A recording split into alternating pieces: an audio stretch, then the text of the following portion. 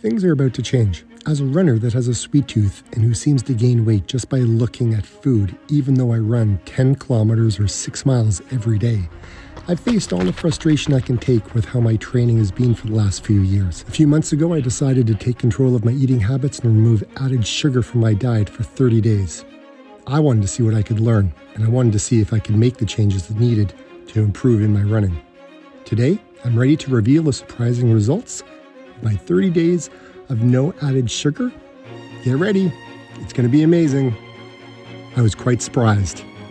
And as we know, sugar isn't absolutely everything.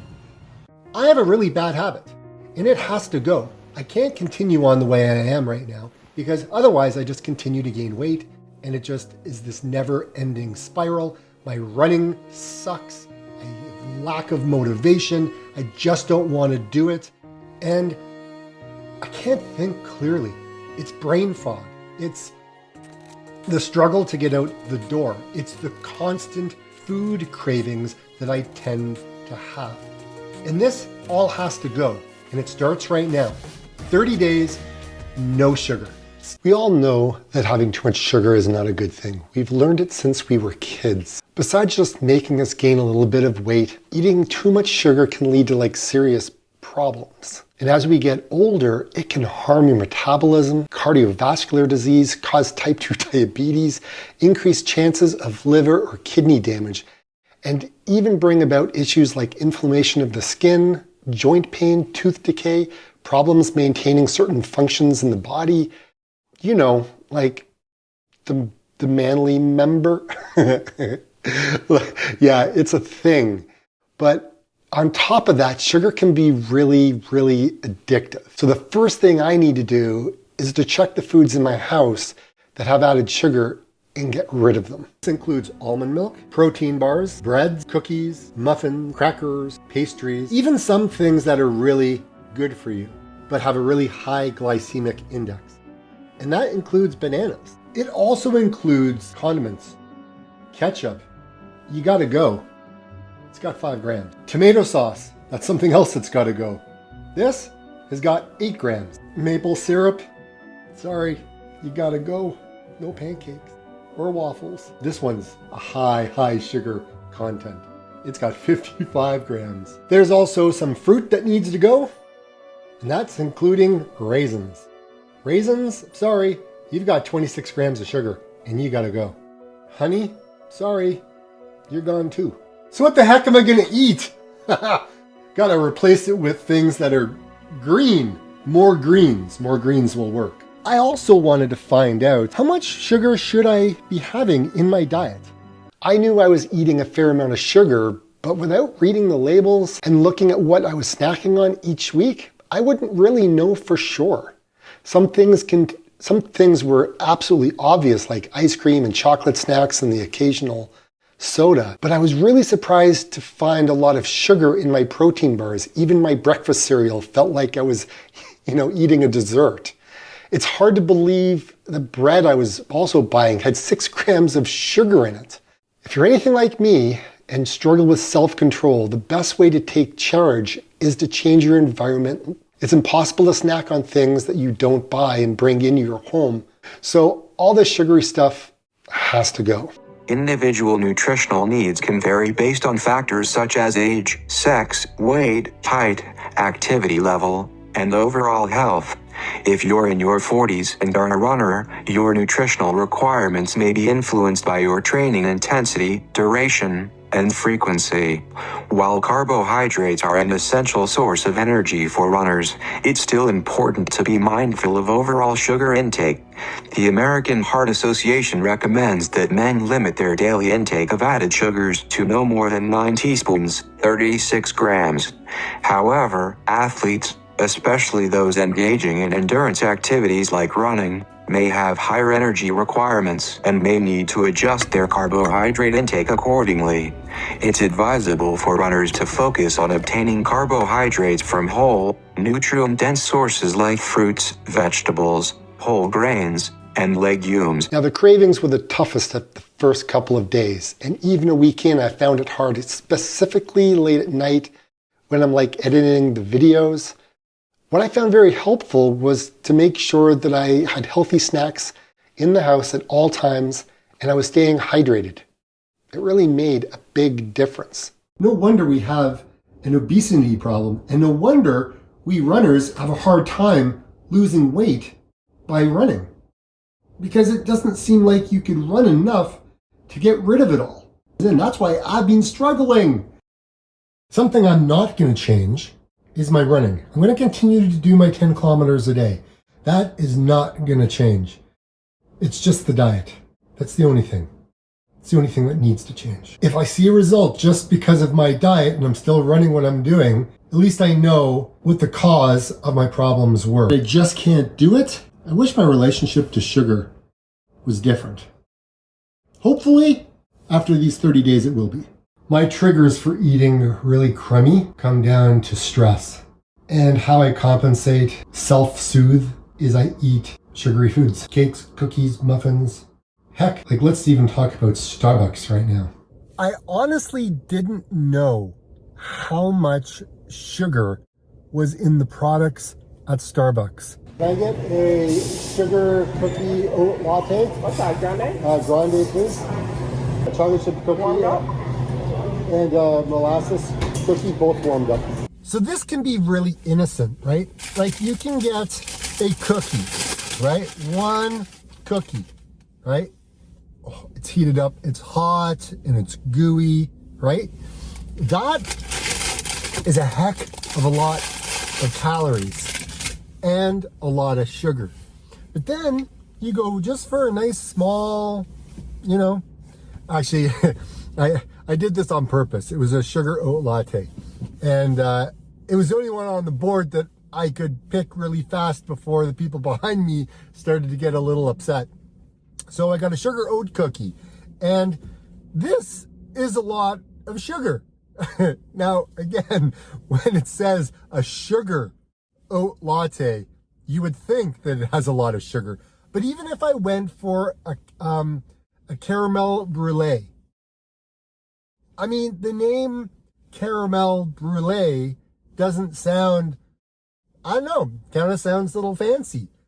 But holy Toledo, there's a lot of sugar in that. I mean, you may as well be drinking a can of pop. Oh my God. 92 grams of sugar in Mountain Dew. Crush? 85 grams. This is why I don't drink pop. One espresso and one cookie adds up over the course of a week. And look, if I complain that, oh my gosh, I wasn't losing weight, I'm out running, and oh, I just went for a cup of coffee after a run with my buddies, and I had a cookie, or I had a muffin, or I had whatever it was. Sure, you may have burned off like 900 calories on that 10 kilometer run, but you're basically putting it all back on in just a little treat. And that's just a tiny little moment during that daytime. Sugar adds up, calories add up, but empty calories are even worse. But man, they're so good though. Now you would think that a donut and a muffin and a coffee, it's just like a little quick pick-me-up kind of snack. Dude, it's close to 800 calories. Okay, this is like for educational purposes. But who am I kidding? Baked goods are so yummy. I don't even want to eat this now. It's all this sugar talk. Okay, yeah, I'm finished my drink. It was a warmed up oat milk because I'm doing a thing with no sugar. I cut out sugar, guys. I cut out sugar. When the weather cools down, man, it opens up so many more possibilities. Specifically, if you're training by heart rate. 134.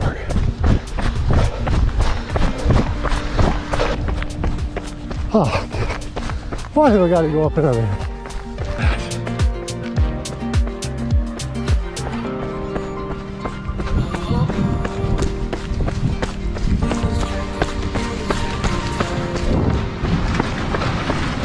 pay attention so much. But man, when you get out on the trail or the road, it's like, man, what just happened?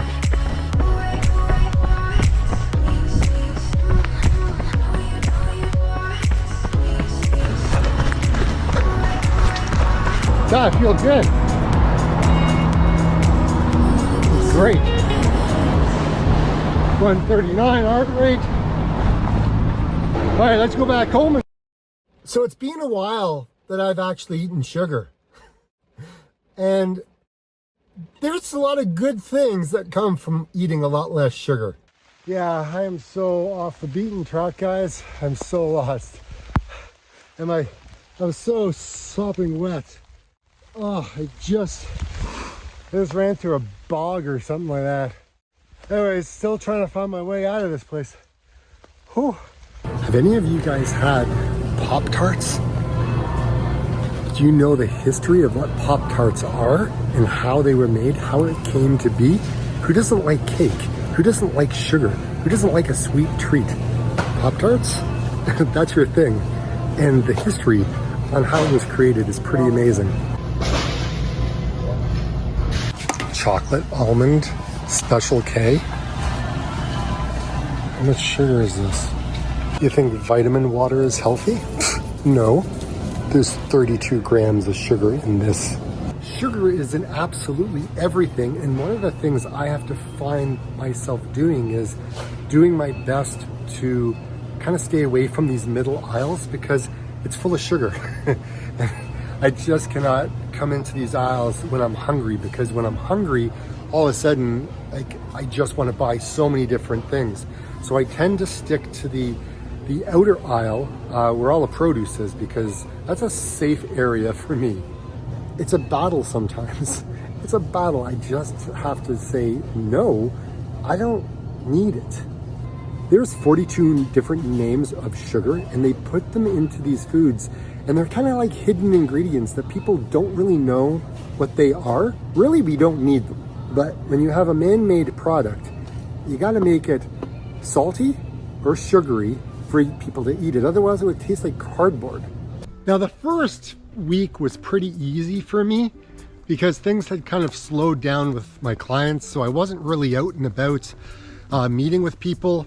And we eat pretty clean at home, right? My daughter's off the university now, so there's a lot of those foods that she buys, a lot of that temptation isn't really there. And so the first week was pretty easy. Really nothing crazy. I did a lot of the substitution, like instead of having coffee, I'd have like a soda water, and instead of having you know, my chocolate almond milk, I would make my own almond milk, and there wasn't any sugar in it because I made it. We go and meet clients at their homes. Sometimes they'll actually have like a treat of cookies out, and, you know, coffee, and, you know, before you know it, you're having things that, you know you shouldn't have, but you're doing it just kind of to be polite.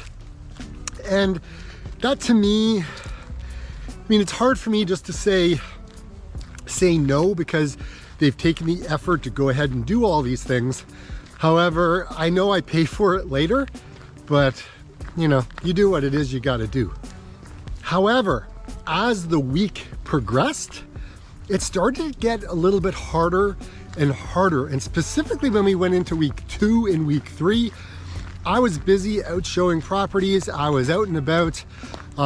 Again, we were okay at home because, again, you know, I can control what I'm buying, but when I'm treating others and we're going out, that's kind of hard for me. So I had to do a lot of letting my clients know what I was doing, just so that way they wouldn't say, hey, let's go to Starbucks and I'll grab you this drink or this drink, right? I would go and I would get a bottle of water instead. Mind you, getting a bottle of water in some cases was more expensive than just getting a coffee in some cases. I mean, that's kind of crazy all in itself. So I wanted to keep my running the same. I didn't want that to, you know, play a factor in how I was doing when it came to this 30 days of no sugar. The one thing I would say about this is you start to see the benefits fairly rapidly in like the 3rd week. So what I noticed is I did start to add in a little bit of tempo runs into my running. And that's a lot of stress on my body. But the thing is it's not as much stress as the run would be, okay? Like, I was only doing like 1 tempo a week. But when I was doing those tempos, I felt really, really, really good. And I thought, oh God, I don't know how long I'll be able to continue this and all that kind of stuff. But what I noticed with the sugar, what I noticed by not having this added sugar was, first off, I started to sleep much better. Like, I wasn't up till all hours of the night. I was not tossing and turning. I literally crashed. And when I was out, I was out. And it's been a long time since that had started to happen. So that was a win for, that's one win. The other thing I noticed was my joints, right? Like, a lot of my joints, I didn't seem to have as much inflammation as I had prior. I felt really good. Like, my recovery seemed to be better and better when I was coming in off of those tempo runs. And man, like, it was flipping phenomenal to be able to put those down and yet feel awesome. And this was a funny thing. I didn't expect this, but I felt that my belt was getting looser, right? I still had it on the same buckle as I've always had for quite a while, but I noticed that it started to get looser and looser on my waist with my jeans. So I was kind of looking forward to see, what the loss of weight was.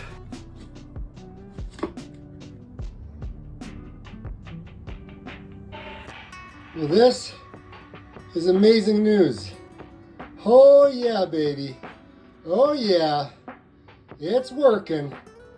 Just keep on plugging, Dave. Keep on plugging. Well, this is something special. Oh my gosh. Seriously. Dropping as much weight as I have is liberating. 30 days no sugar is no joke, baby. It works. Oh my gosh, I am on top of the world. Can you imagine?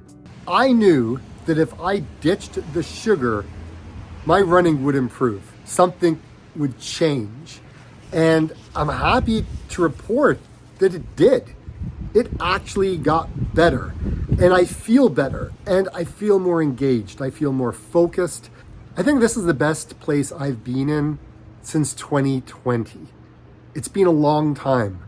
And I'm really happy to be engaging, to be back, to be just loving the sport of running. I am enjoying running slow like a turtle, but I'm actually getting faster over time at the same heart rate. So the Maffetone method works. You can accelerate it ditching the sugar. However, if you're doing a lot of high intensity training, then yeah, you may need to have some added sugar with regards to that. But right now, I'm literally just building my aerobic base and it's working extremely well. And I'm very pleased with how it's going. And to drop 8 pounds in the last month, hallelujah, baby. Whew, I'm back, I'm feeling good, and I'm gonna continue to keep going down the road I've chosen because I know that it works. My cravings disappeared. There's no two ways to say it, but my craving of sugary food after the first week pretty much disappeared.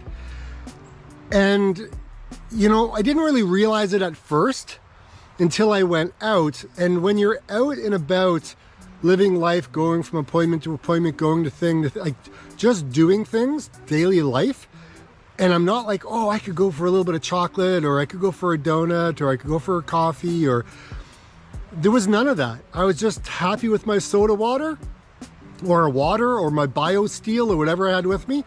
And that was good enough. The cravings disappeared.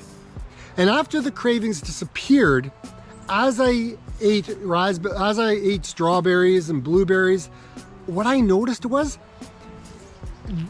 the sweetness out of those escalated. It went like 10 times more. Everything felt so much sweeter than it had before, because when you consume a lot of sugar, I noticed that my taste buds had changed. It became real dull. And so when I got rid of the sugar, like all of the fruit that I ate, so much sweeter. And what I've also found is they make foods become very addictive, right? They put in a lot of things that really shouldn't be in the food. Look, if we want to be able to eat something sweet, man, we got all the fruit in the world. But now we've got a lot of frankenfood, right? We got all these man-made goods. And they have to make them that good because they're battling with real food. And if it comes in a box, they can make it really sexy, but how sexy is a strawberry or a raspberry or a blueberry, right? But if you can get cookie, like or stuffed Oreo cookies, right? And you can get that in the packaging, and then make really cool commercials from it and stuff. And before you know it, you're looking at it going, oh yeah, I could go for a box of those. We do what we can, right? I mean, we're not perfect. We're very flawed. We do what our receptors want us to do.